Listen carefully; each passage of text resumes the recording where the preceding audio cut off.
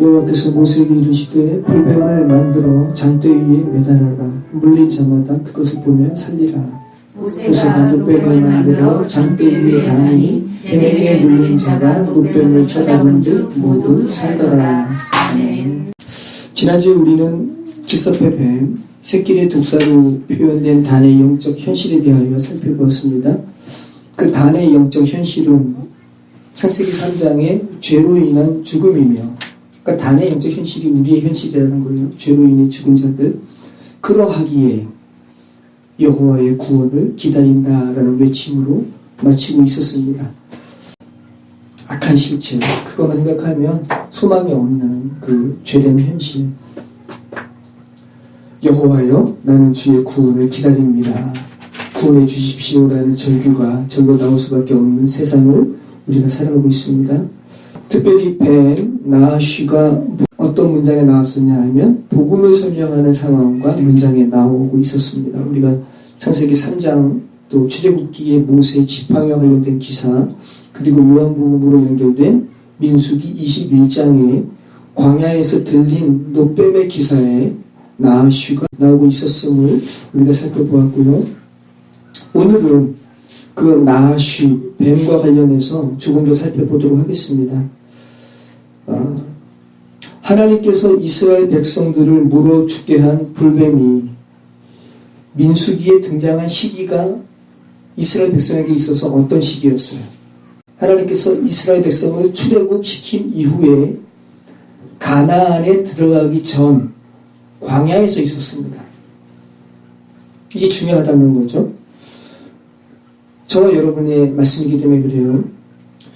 죄라는 세상에서 뽑아내신 후에 하나님께서 우리를 출애굽시키셨죠. 그리고 지금 가나안, 하나님의 나라로 지금 인도하십니다. 그 여정길에 불뱀에 물려 죽는 사건이 일어났다는 것이죠. 죄라는 세상에서 뽑아내신 후에 하나님의 백성으로 만들어가는 가나안으로 가는 여정에 불뱀, 사라프가 등장하고 있다는 것입니다. 출애굽을 한 이후에도 그 이스라엘 백성들이 죄된 세상을 그리워하는 거예요. 광야에서 불평하는 겁니다. 특별히 이스라엘 백성들이 두 가지를 불평하는데, 먹을 것이 없다. 레헴, 그죠? 베들레헴, 빵집. 자, 레헴이 없다. 레헴, 먹을 것으로 불평하는 것이고, 그 다음에 물을 불평하는 거예요. 그래서 여러분이 성경이 지금 복음을 설명하면서 이스라엘 백성들이 단순히 물리적인 빵, 물리적인 마시는 물을 의미하는 것을 넘어선 그 이상의 그 복음의 의미가 있다는 것을 여러분이 좀 캐치하실 수가 있으셔야 되는 것이죠. 그죠? 물, 성경에서는 말씀으로 의미합니다. 말씀을 많이 의미하고요. 떡, 생명의 떡까지 그 복음의 의미를 확장시키실 수 있어야 되는 거죠. 그리고 이 상황은 사복음서에서 성령께서 예수 그리스도를 광야로 내모신 것과 흡사합니다. 성령께서 예수님을 광야로 내모신 이후에 사단이 예수님을 시험하는 그 내용이 뭐냐 하면, 우선 예수 그리스도의 먹을 것이 없음에 대하여 다른 사람들이 예수님에 대하여 당신 그렇게 단식하시면 어떡해요? 금식하시면 어떡해요? 라고 사람들은 걱정하지 않는데 사단이 와서 예수 그리스도의 배고픔에 대해서 말하는 거예요. 야, 너 그들에서 죽을 건데 하나님의 아들이면 이 돌로 떡덩이 되게 해 라고 예수님의 배고픔에 대해서 사단이 걱정하는 것 같은 뉘앙스로 말하고 있다고요. 마태복음 4장 3절로 4절, 시험하는 자가 예수께 나와서 이르되 내가 만일 하나님의 아들이거든 명하여 이 돌들로 떡덩이 되게 하라. 예수께서 대답하여 이르시되 기록되었으되 사람이 떡으로만 살 것이 아니요 하나님의 입으로부터 나오는 모든 말씀으로 살 것이라 하였느니라 하시니. 주의 말씀으로 예수님께서 승리하시죠. 그런데 광야의 이스라엘의 백성들은 출애굽을 한 이후에 그들을 진정으로 살게 하는 것이 물리적인 떡, 물리적인 물이 아니라 하나님의 말씀인 것을 알지 못했어요. 그리고 그들은 그들의 마음이 이 박한 식물을 싫어하노라. 네, 여기서 이 캐로켈이라는 말이에요. 경멸할 만한 가치밖에 없어. 내 마음이 이거 너무 싫어해 라고 불평했습니다. 민수기 21장 5절 말씀이었죠. 백성이 하나님과 모세를 향하여 원망하되 어찌하여 우리를 애굽에서 인도해내어 이 광야에서 죽게 하는가. 죄된 세상이 그냥 살게 하지 왜 우리 이렇게 죽게 해. 이곳에는 먹을 것도 없고 물도 없도다. 우리 마음이 이 하찮은 음식을 싫어하노라 하네. 캐로켈. 네. 광야길에서 주께서 공급하신 음식은 하나님의 말씀입니다. 하나님께서 그들을 살게 하셨어요. 그런데 그들의 마음으로부터 그 생명의 떡, 레헴과 그 마인, 생명의 말씀, 물을 싫어하면 어떻게 됩니까? 죽게 되는 거죠. 단순히 물리적인 죽음이 아니라 완전한 멸망. 그죠? 완전한 죽음에 이르게 되기 때문에 하나님께서 지금까지는 광야길에 이스라엘 백성들을 물지 못하도록 보호하셨던 그 불뱀을 이제 물도록 허락하시는 거예요. 그 불뱀 사라프 나하슈가 이스라엘 백성들을 이제 물도록 하나님께서 허락을 하십니다. 인간이 생명의 떡을 마다하면 완전한 죽음, 멸망에 처하게 되기 때문에 하나님께서 너희가 하나님의 말씀과 그 생명의 떡을 거부하면 완전한 죽음이야 라는 것을 분명하게 하기 위해서 불뱀으로 하여금 물게 하시고 죽게 된다는 것을 보여주시는 것이죠. 그래서 그들로 하여금 그들의 입으로 스스로 간구하게 하십니다. 그죠? 정확하게는 자신들의 죄를 자각하게 하세요. 이스라엘 백성들이 모세를 향하여 하는 말을 한번 들어보세요. 7절 말씀이죠. 백성이 모세에게 이르러 말하되 우리가 여호와와 당신을 향하여 원망함으로 범죄하였사오니 여호와께 기도하여 이 뱀들을 우리에게서 떠나게 하소서. 모세가 백성을 위하여 기도하니 이게 단순히 그냥 가식적인 말이 아니라 지금 성경이 말하는 바는 이스라엘 백성들이 자신들의 죄를 지금 자각하는 겁니다. 우리가 범죄하였사오니 라고 번역된 단어는 우리가 죄를 지었사오니, 우리가 길을 잘못 들었사오니, 우리가 실수하였사오니 라는 이 하타라는 말이에요. 그러니까 이스라엘 백성들이 비로소 죽음에서 살아나는 첫걸음을 내딛게 되는 것인데 자신들이 길을 잘못 들었구나. 내 인생길 잘못 들었네. 라고 자신이 잘못된 길로 가고 있음을 인식하게 했다는 거죠. 이것이 바로 살아나는 첫걸음입니다. 그죠? 그 다음에 하나님 구원해 주십시오라고 지금 모세에게 지금 부탁하는 거잖아요. 길을 잘못 들었으니 우리가 범죄하였사오니 바른 길로 인도해 주십시오라고 하는 겁니다. 하나님께서 그들로 하여금 그들의 잘못된 길을 깨우쳐서 살게 하시는 것이죠. 그 하나님께서 그들을 살게 하시는 방법이 뭡니까? 이것이 바로 예수님께서 언급하신 민수기 21장의 사건이에요. 노뱀이 장대 위에 들린 사건. 그들을 물어 죽게 한 불뱀의 형상을 장대에 매달아 달도록 하시죠. 그죠? 민수기 21장 8절 여호와께서 모세에게 이르시되 불뱀 사라풀을 만들어 장대 위에 매달아라. 물린 자마다 그것을 보면 살리라. 9절 모세가 노뱀을 만들어 장대 위에 다니 뱀에게 물린 자가 노뱀을 쳐다본 즉 모두 살더라. 네, 오늘 이 말씀을 나눌 겁니다. 여러분, 왜 모세가 하나님께서 노수로 만들라고 말씀하지 않으셨거든요. 근데 모세는 하나님께서 불뱀을 만들어 장대 위에 달아라 라고 할 때 모세는 그 말씀을 듣고 뭘로 만들었어요? 뱀을? 노수로 만들었어요. 지난주에 오늘 노수에 대하여 살펴본다 말씀을 드렸습니다. 노수는 처벌을 상징하는 금속이에요. 성경에서. 그래서 성막의 제사에서 사용된 번제, 그죠? 번제는 뭐 하는 거예요? 제물에 각을 뜨고 태워버리는 거예요. 성막의 제사에서 번제와 관련된 기구들이 모두 노수로 만들어졌어요. 노수를 녹여서. 출애굽기 27장 3절 죄를 담는 통과, 제물을 태우면 죄가 남잖아요. 그 죄를 담는 통, 부삽, 죄를 푸는 부삽, 고기를 찍는 고기 갈고리, 불을 옮기는 그릇을 만들되 제단의 그릇을 다 노수로 만들지며. 네. 여러분, 한번 성막이 교회를 상징하죠. 근데 그 성막 안에 뜰이 있고요. 그죠? 그 다음에 지성소가 있는데, 성막의 뜰에서 한번 이루어지는 광경을 생각해 보세요. 재물에 각이 떠지고, 재물을 조각내는 거예요. 그리고 재물이 불에서 타요. 뭐를 말씀하고 있는 겁니까? 죄의 결국을 보여주는 거예요. 죄는 이렇게 각이 띄어져야 되는 거고, 죄는 이렇게 불에서 소멸되어야 되는 것이죠. 심판을 보여주는 것이 바로 성막의 뜰에서 벌어지는 일들이에요.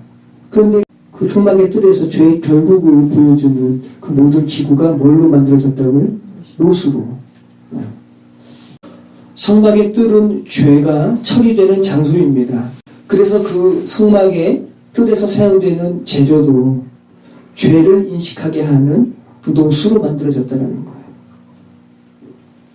근데 재밌는 것이 이 노시라는 단어가 히브리어로 지난주에 제가 말씀드렸죠. 네오쉐트라고 했습니다. 네오쉐트는 뱀이 뭐라고 했습니까? 나슈라고 했죠. 이 나슈라는 단어의 히브리어의 마지막 글자가 타우거든요. 티 발음이 나는 타우가 붙여진 단어가 네오쉐트예요. 그리고 이 타우라는 알파벳 자체에 무슨 의미가 있냐면 표식이라는 의미가 있어요. 표식. 노시 네오쉐트인데 나시와 표식을 의미하는 타우의 합성을 하고요. 그러니까 나와시가 표라는 거죠. 표식이라는 거예요. 나와시가. 그죠? 어떤 표입니까? 여러분이 한번 복음의 그 감각으로 한번 말씀을 한번 해보세요. 어떤 표라는 거예요? 노뱀, 장대에 달린 노스로 만들어진 뱀이 처벌받으신 예수 그리스도를 상징하거든요. 근데 그것을 보는 자마다 어떻게 됐더라? 살더라. 그러니까 죽은 자를 살리시는 표가 노수로 만든 뱀이라는 거죠. 모세가 이스라엘 백성들을 하나님의 아들 만드시기 위하여 불뱀을 만들어 장대 위에 달라고 하셨을 때 모세는 노수로 나아시를 만들어 달아요. 그리고 그것은 이스라엘 백성들을 살리는 표식이 되었습니다. 노수로 만들어진 세계는 어떤 세계이죠? 처벌의 세계, 죄의 결국의 세계. 이스라엘 백성들은 반드시 예수 그리스도와 함께 그 죄의 결국의 세계를 통과해야 되는 것이죠. 그죠? 그게 바로 성막뜰이에요. 성막뜰을 거치지 않고 바로 지성소로 갈 수가 없어요. 저와 여러분들이 모두 다 성막의 동물을 거쳐서 성막의 뜰에서 죄의 결국을 다 통과하고 성소로 들어가는 겁니다. 그런데 성막의 뜰에는 피비린내, 그죠? 역겨운 냄새, 그 광경도 불에 타는 거 아닙니까? 성막의 뜰은 그런 곳이에요.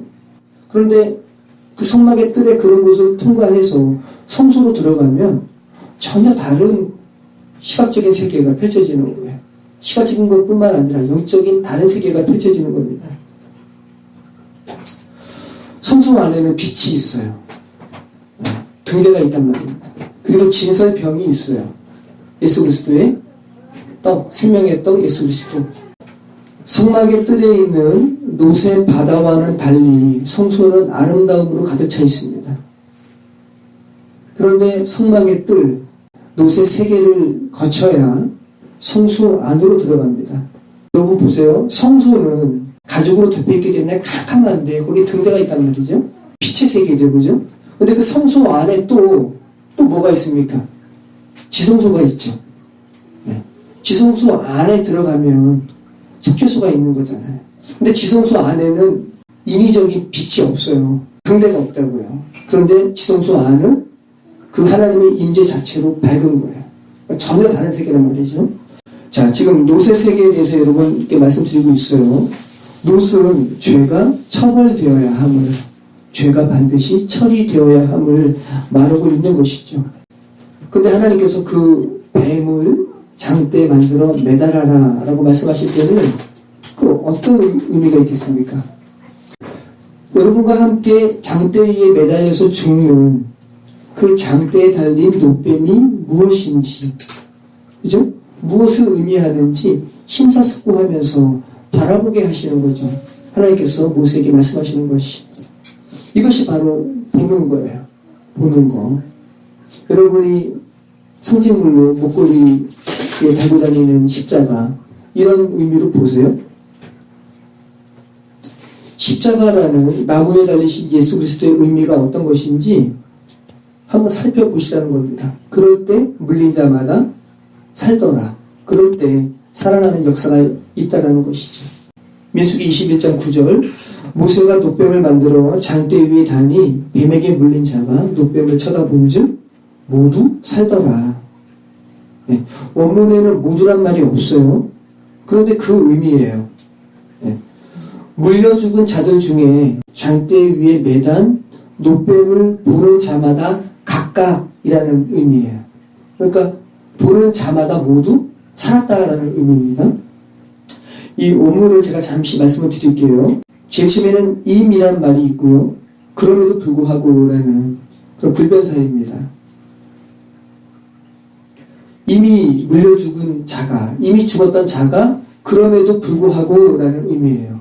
소망 없음에도 불구하고 주께서 말씀하셨기 때문에 노뱀을 보는 사람들, 이쉬라는 단어가 있습니다. 그 다음에 단수지만 하나도 빼지 않고 직접적으로 지칭하는 의미가 있어요. 각각이 보는 사람마다 각각. 그죠? 그러니까 우리가 부모님이 예수 그리스도 믿는다고 그 자녀가 다 구원받는 게 아니라고요. 구원은 예수 그리스도와 자신의 1대1이기 때문에 지금 단수로 표현했습니다. 각각. 외햄리트, 유심히 보다, 관찰하다라는 의미예요. 유심히 보다, 관찰하다, 주목하다라는 뜻을 가진 나바트의 3인칭 완료형입니다. 그런데 특별하게 이 외햄리트라는 이 동사가 히필 동사라는 아주 독특한 히브리의 문법인데 자신의 주체적인 의지가 아주 강한 동사예요. 외햄리트. 그러니까 모세가 하나님께서 말씀하셨어. 이 노수로 만든 뱀을 쳐다보는 자마다 살 거라고 말씀하셨어. 라는 모세의 말을 듣는 자가 주체적인 의지를 가지고 아 그래? 하나님께서 말씀하셨어? 그럼 봐야지 라는 주체적인 의지를 가지고 봄을 이야기하는 거예요. 그러니까 타이에 의해서 억지로 끌려서 무슨 의미인지 생각도 안 하고 그냥 보는 게 아니라 나 죽었는데 나 살아야 되는데 근데 모세를 통해서 주께서 말씀하셨어. 노수로 만든 뱀 쳐다보면 살 거라고. 그 이야기 듣고 주체적으로 보는 자, 이게 외햄리트입니다. 이미 나아시 뱀에게 물려서 죽게 된 어떤 자가 그 자신의 주체적인 의지로 어떤 것을 유심히 바라보는 거. 저게 뭐지? 저 장대 위에 나를 물어 죽게 한 뱀의 형상이 노수로 만들어서 달려져 있네. 저게 뭐지? 저게 무엇을 의미하는 거지? 라고 주체적인 의지를 가지고 보는 거. 굉장히 중요하죠? 여러분 지금 그렇게 십자가를 보세요. 자, 무엇을, 엘이라는 말입니다. 전치사예요. 무엇을 향하여? 네하시, 나하시, 어떤 뱀, 노수로 만든 뱀. 그러니까 이런 거죠. 도대체 저 정죄당해서, 처벌당해서 장대 위에 달린 뱀, 저게 도대체 뭐지? 라고 주의 깊게 바라보는 자는 살더라 라는 의미입니다. 와하이 하야, 네페시 하야, 살게 되었다 라는 의미예요. 처벌당한 뱀이 뭐지? 라고 유심히 살펴본 자, 바라본 자는 다 살게 되었다 라는 말씀입니다. 여러분 나무 위에 달린 자가 누구예요? 예수 그리스도. 성경은 신구약의 전반에 걸쳐서 우리에게 말씀하실 때 예수에 대해서 앞에 수식어를 붙이는데 나무 위에 달린 자. 네. 나무 위에 달린 자. 나무 위에 달려서 정죄당하고 처벌받아 죽은 저 예수가 누구지? 도대체 누굴까? 나랑 어떤 관계일까라고 주의 깊게 살피는 자 다 살더라 라고 성경이 지금 말하는 거예요. 그리고 예수님께서는 이 말씀을 들어서 바로 내게 대하여 하는 말이라고 말씀하시는 것이고, 나무 위에 달린 자가 어떤 것을 뜻하는지 살피는 자, 그게 바로 보는 것이라는 말씀입니다. 성경에 노수로 만든 뱀을 보고 살아난 이스라엘 백성처럼 나무 위에 달린 예수를 보고 살아난 자가 누가 있습니까?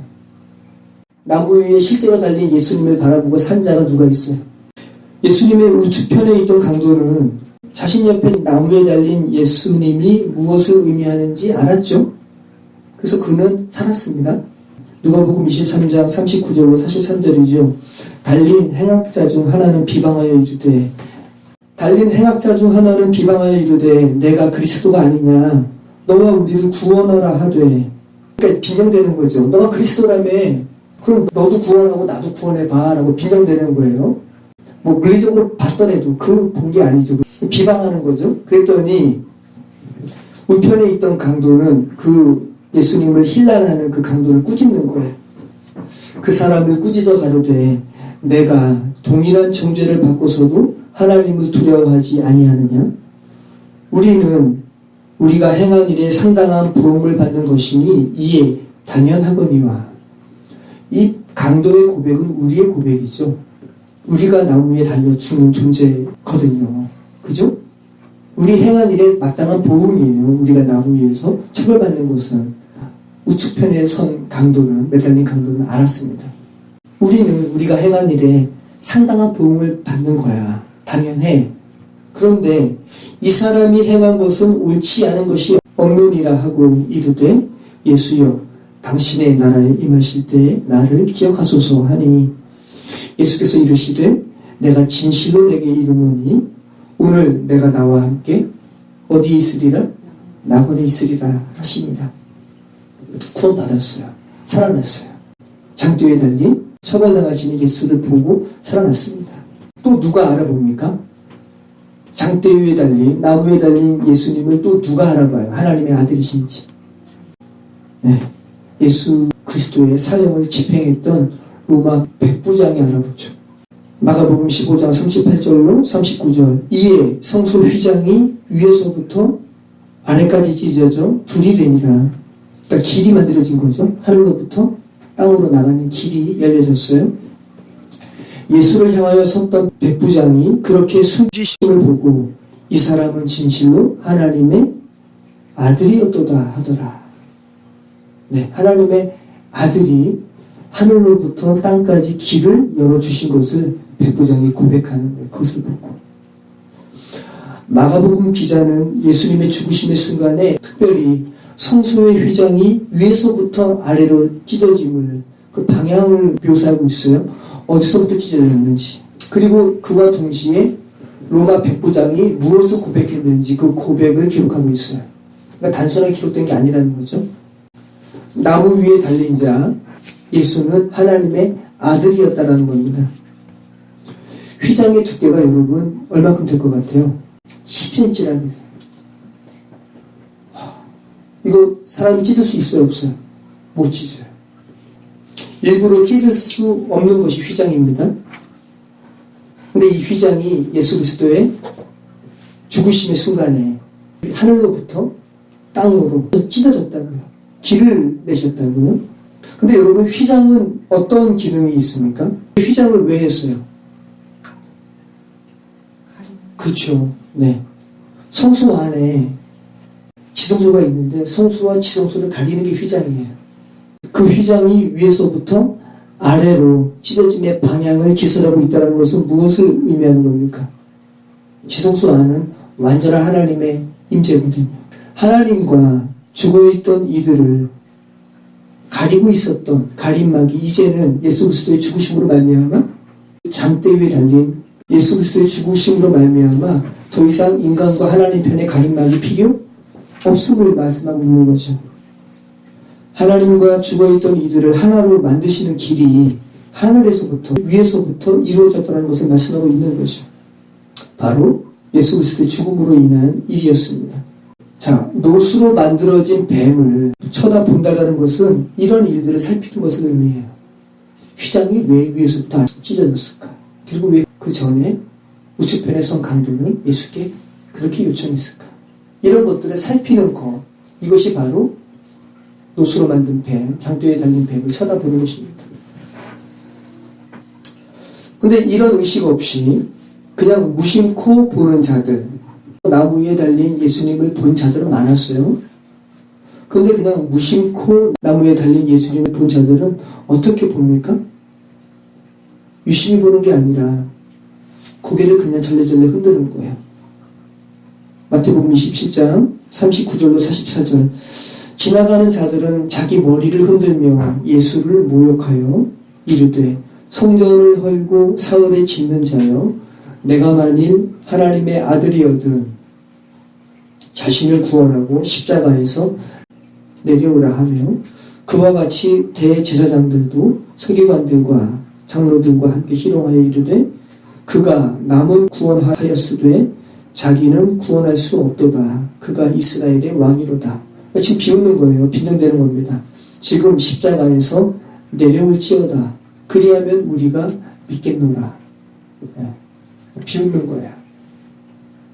근데 지금 나무 위에 달린 예수님을 이같이 보는 자들이 지금도 있죠. 이 복음을 설명을 해도 비웃는단 말이죠. 예수를 바로 보는 게 아니죠. 여러분, 나무에 달려 죽는 죽음이 어떤 죽음인지 한번 생각을 한번 해보시죠.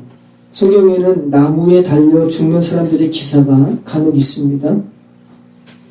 창세기 40장에 바로의 술 맡은 관원장은 복권되는데, 떡 맡은 관원장은 나무에 달린 처참한 죽음을 성경이 기록하고 있죠. 여호수아 8장에 가나안의 아이성의 왕이 나무에 달려요. 에스더 9장에서는 에스더의 삼촌 모르드게를 모함해서 나무에 달아 죽이려던 하만이 도리어 어떻게 돼요? 자신이 나무에 달려 죽어요. 자, 여러분, 십자가에 달리신 예수 그리스도라는 말보다 나무에 달린 예수 그리스도라는 말이 어떻게 느껴지세요? 나무에 달린 예수 그리스도, 좋은 느낌이 아닙니다. 그래서 원래 십자가라는 말은 없어요, 성경에. 이 십자가라는 이 크로스를 의미하는 말은 없습니다. 그리고 십자가는 원래 그냥 일자 기둥이 나거든요. 스타우로스라는 사람을 이렇게 말뚝에 매는 거예요. 그리고 말뚝을 닦다라는 의미가 있습니다. 스타우로스. 똑바로 세운다라는 히스테미에서 온 말입니다. 신약 성경에서 사복음서의 서신서를 망라해서 70번이 넘게 이 스타우로스가 쓰여졌어요. 예수 그리스도의 죽음이 어떤 죽음이었는지 알려주는 그 표현이 바로 나무에 달린 자라는 표현입니다. 예수 그리스도의 죽으심이 어떤 죽음인지 알려주는 표현이 나무에 달려 죽은 자라는 표현이라는 거예요. 사도행전에 2번 쓰였고요. 갈라디아서와 베드로전서에 1번씩 쓰였습니다. 그러니까 바울뿐만 아니라 신약 성서를 쓴 다른 이들도 예수 그리스도는 나무에 달려 죽으신 자라는 것을 동의했다라는 거죠. 그러니까 초대교회에 십자가에서 달리신 예수 그리스도를 보는 관점은 어떤 관점이었냐 하면 나무 위에 달린 자라는 거예요. 나무 위에 달린 자. 누가가 사도행전 5장 30절에 이렇게 이야기합니다. 너희가 나무에 달아 죽인 예수를 우리 조상의 하나님이 살리시고. 그러니까 단순하게 너희가 십자가에 달아 죽인 예수를 하나님이 살리시고 라고 초대교회 교인들이 이해했던 것이 아니라 너희가 나무에 달아 죽인 예수를 하나님이 살리시고. 자, 사도행전 10장 39절로 40절. 우리는 유대인의 땅과 예루살렘에서 그가 행하신 모든 일의 증인이라. 그를 그들이 나무에 달아 죽였으나 하나님이 사흘 안에 다시 살리사 나타내시되. 나무에 달아 죽인 자. 베드로도 이렇게 이야기해요. 베드로전서 2장 24절. 친히 나무에 달려 그 몸으로 우리 죄를 담당하셨으니 이는 우리로 죄에 대하여 죽고 의에 대하여 살게 하려 하심이라. 그가 채찍에 맞음으로 너희는 나음을 얻었나니. 자, 그럼 여러분 한번 생각해 보십시오. 스타우로스라는 고등 기둥, 십자가라는 말을 사용하면서도 그 십자가의 죽음의 형태를 굳이 나무에 달아 죽음임을 성경이 구태여 말씀하는 이 의미는 뭘까요? 장대 위에 달린 녹뱀을 주의 깊게 보라는 민수기의 말씀과 한번 연결해서 한번 살펴보시기 바라요. 어떤 의미가 있겠습니까? 바울은 가말리엘의 제자였습니다. 박식한 학자였어요. 율법 학자였습니다. 그 바울이 갈라디아서에서 이 나무에 달린 자의 의미를 말하고 있어요. 나무에 달린 자 예수가 만인을 구원하는 그리스도임을 변증하고 있습니다. 그리스도를 믿는 자들을 박해하던 바울이 담메색 도상에서 예수 그리스도를 만났어요. 그리고 회심하는 거예요. 내가 지금까지 박해했던 예수가 그리스도인 것을 바울이 알았습니다. 그런데 바울 입장에서 변하지 않는 사실이 있었는데 예수가 그리스도이시고 예수가 메시아이신 것은 맞는데 근데 율법 학자인 자신이 여전히 이해하지 못할 부분이 있는데 그 예수가 십자가에서 죽으셨다라는 이 사실은 변치 않는 거예요. 그리스도가 자신에게 있어서 메시아임을 바울은 알게 되었지만 그렇다고 해서 그 사실이 예수가 십자가에서 죽으셨다라는 예수가 나무 위에 달린 자로서 죽었다라는 이 사실은 변하지 않는 겁니다. 이것이 바울의 딜레마였어요. 여러분 한번 바울이 되어보세요. 예수님은 분명히 그리스도이신데 메시아이신데 그런데 왜 예수님이 나무에 달려 죽으셨지? 나무에 달린 죽음은 저주받은 죽음인데 이것이 바로 율법학자인 바울의 물음이었고 딜레마였던 거예요. 바울은 모세오경에 정통한 학자였어요.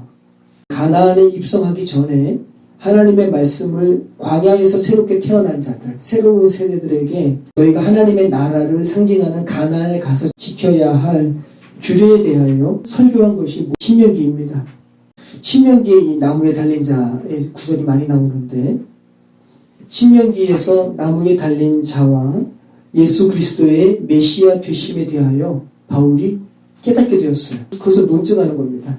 그것이 바로 갈라디아서입니다.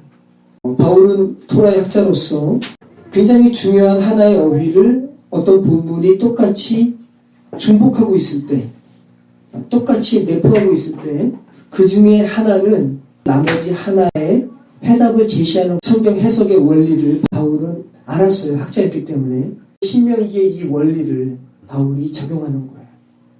저주를 받은 자라는 말이 특별히 많이 등장하는 본문이 신명기 말씀인데 신명기 21장에 저주를 받은 자라는 문장이 나오고요. 그리고 신명기 27장에 저주를 받은 자라는 문장이 나와요.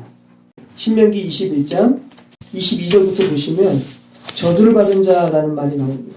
바울이 성경 해석의 여러 원리를 알고 있었는데 특별히 신명기 말씀을 살피면서 나무에 달린 자라는 의미를 바울이 하나님께서 허락하신 계시로 알게 된 거죠. 자, 우리 한번 신명기 21장 22절 23절 한번 읽어보겠습니다. 사람이 만일 죽을 죄를 범함으로 내가 그를 죽여 나무 위에 달거든 그 시체를 나무 위에 밤새도록 두지 말고 그날에 장사하여 내 하나님 여호와께서 내게 기업으로 주시는 땅을 더럽히지 말라.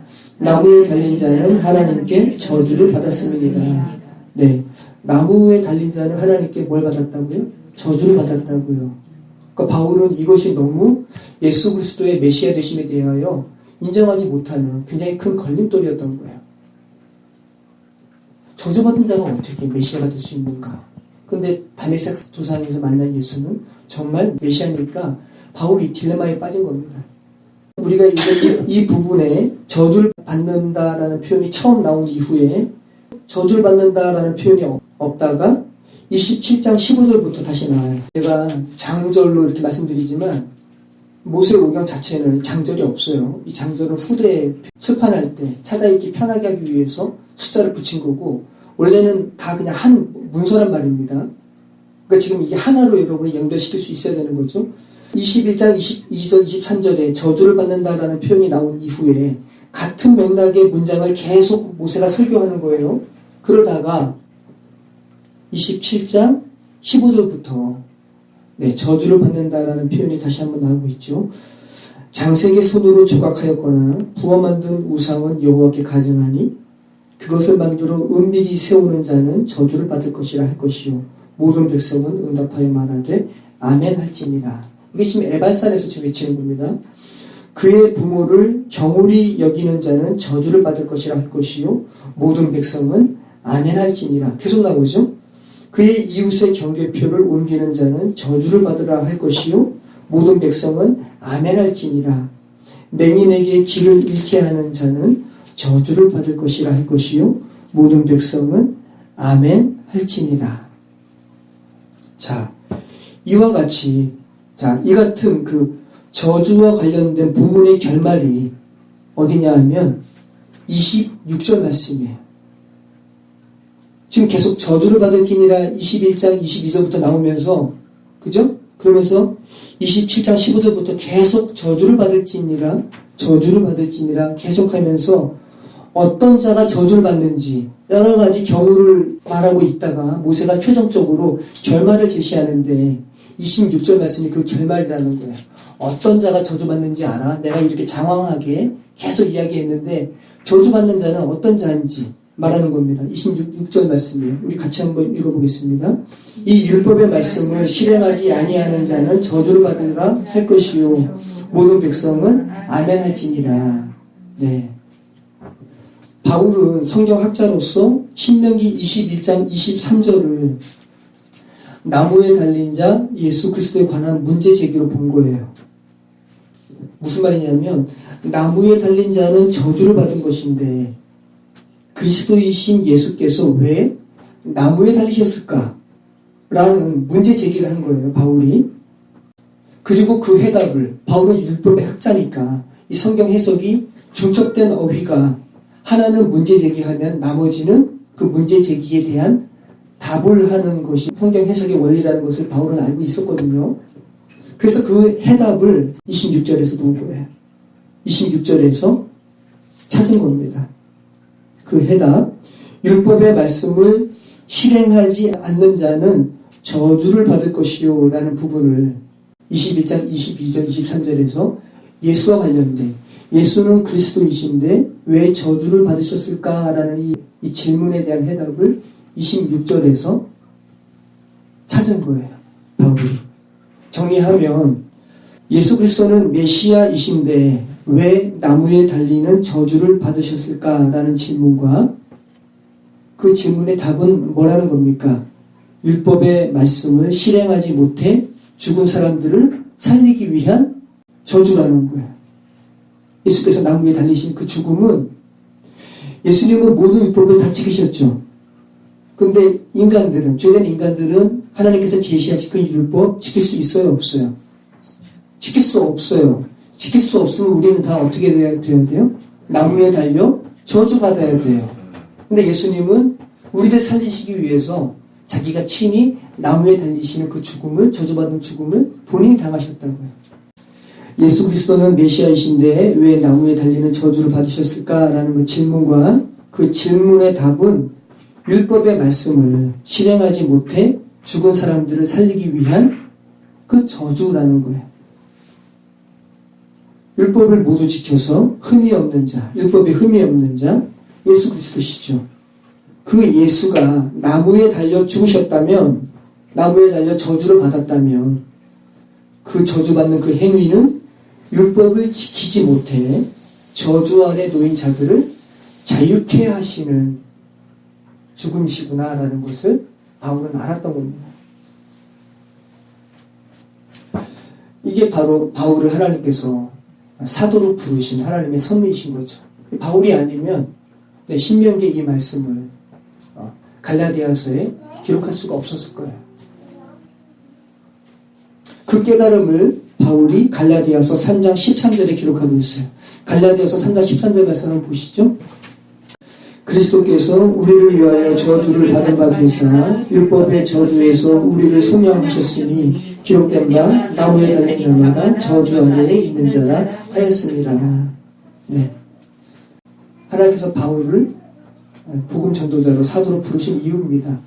율법 토라의 학자였기 때문에 이렇게 복음의 재해석을 하고 있는 겁니다. 자, 바울이 신명기 말씀을 갈라디아서 3장 13절에 기록하면서 세 가지 이야기하죠. 저주 이야기하죠. 그리고 또 어떤 거 이야기해요? 속량 이야기하죠. 속량. 그리고 또 어떤 거 이야기합니까? 나무에 달린 자 이야기하죠. 여러분의 말씀을 정리해 보세요. 나무에 달린 자는 저주받은 죽음이며 그리스도께서 우리를 대신하여 나무에 달리심으로 우리가 속량받았다는 것을 지금 바울이 말씀하고 있는 거죠. 이것이 바로 장대 위에 달린 노수로 만든 뱀을 바라보는 것이죠. 네, 노수로 만든 뱀, 나무에 달린 예수 그리스도시죠. 이 바라보는 게 바로 외함리트, 심사숙고하면서 바라보는 거예요. 단순하게 정신물로 바라보는 게 아니라 저 십자가가 나와 어떤 관계인가 보는 것입니다. 그러한 범위 없이 그 십자가를 하나의 상징물로 그냥 하나님을 예수 그리스도를 상징하는 어떤 파워 있는 표정물로만 생각하신다면 하나님께서 그것을 우상 숭배라고 여기시는 거죠. 그 십자가의 의미가 무엇인지도 모르면서 그리고 그 심사숙고하지도 않으면서 그냥 부적처럼 들고 있는 거 이거는 우상 숭배랑 마찬가지죠. 그래서 열왕기 하에서 히스기야 왕이 우상을 척결하는 장면이 나오잖아요. 히스기야는 아주 위대한 왕인데 특별히 우상을 척결하는 왕이었습니다. 그런데 히스기야가 우상을 척결하는 그 장면에 그때까지 이스라엘 백성들이 노수로 만든 뱀을 가지고 숭상하고 있었어요.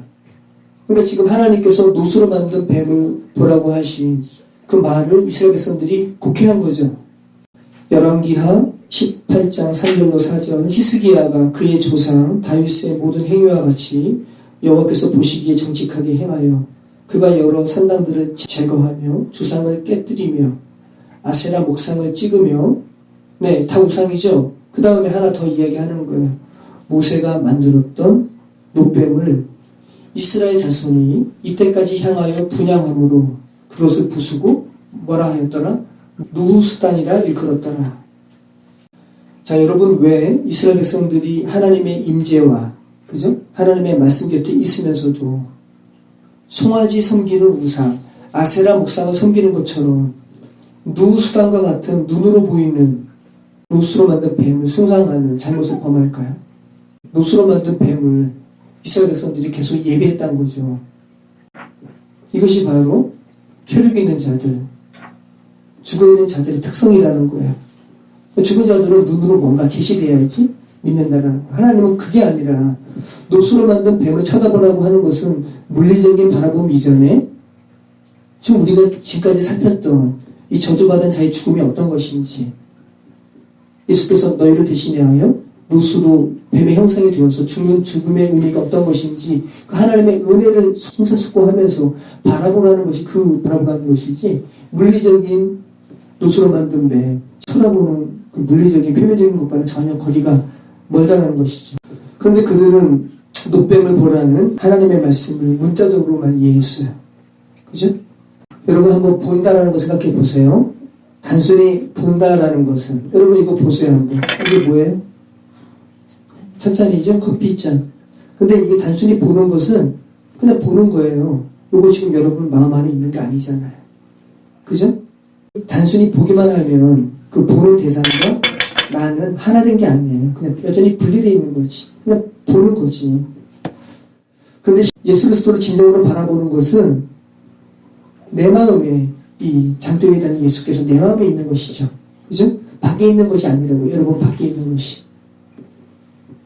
그것이 바로 하나가 된 상태입니다. 여러분 안에 있는 것이. 그래서 하나님께서 신명기에서 뭐라고 말씀하십니까? 신명기 30장 11절 14절 내가 오늘 내게 명령한 이 명령은 내게 어려운 것도 아니요 먼 것도 아니라 하늘에 있는 것이 아니니 내가 이르기를 누가 우리를 위하여 하늘에 올라가 그의 명령을 우리에게로 가지고 와서 우리에게 들려 행하게 하라 할 것이 아니요 이것이 바다 밖에 있는 것이 아니니 내가 이르기를 누가 우리를 위하여 바다를 건너와서 그의 명령을 우리에게로 가지고 와서 우리에게 들려 행하게 하라 할 것도 아니라 오직 그 말씀이 내게 매우 가까워서 내 입에 있으며 내 마음에 있은즉 내가 이를 행할 수 있느니라. 네. 무슨 말씀입니까? 그 말씀이 너와 함께 있다는 것입니다. 이것이 바로 구원의 상태죠.